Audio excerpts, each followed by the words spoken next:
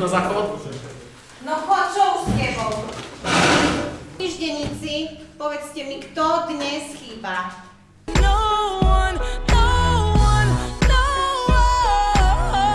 No super. Môžem niekoho vyvolať. Dalibor, ty zasa ješ? Som dojedol. Vieš čo, keď chceš robiť somariny, chod za dvere. Mám právo sedieť. Vypadni.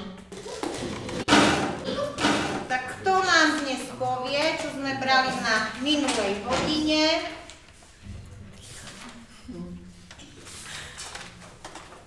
David Herich. I'm not afraid, I'm not afraid. So wake me up when it's all over. Napíš mi polymerizáciu eténu. No môžem.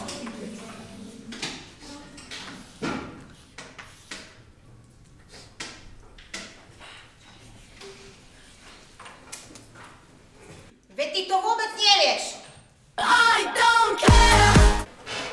Čo ťa vyhodila z triedy? Ja som jedol. Vy čo tu robíte?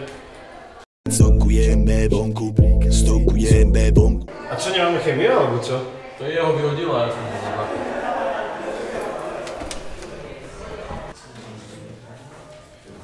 Erik, ty čo si robil tak dlho na tom záchode? No, prepáčte, ja som bol u zubára.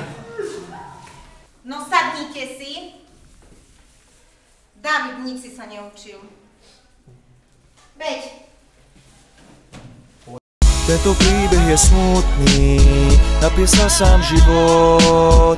Na na na na na na na. Du du du du du du. Adam, ty nelež na lavici. To učil sa tu niekto vôbec? Dáme si písomku. Poďte po Dalibora.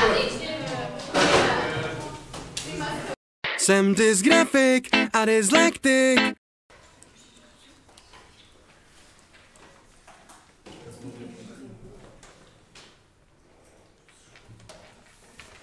Ondřej, já tě prosím, nevím po tebe prečítať. Dear darling, please excuse my writing. No mali ste dosť času. Je takmer koniec hodiny, odovzdajte písomky.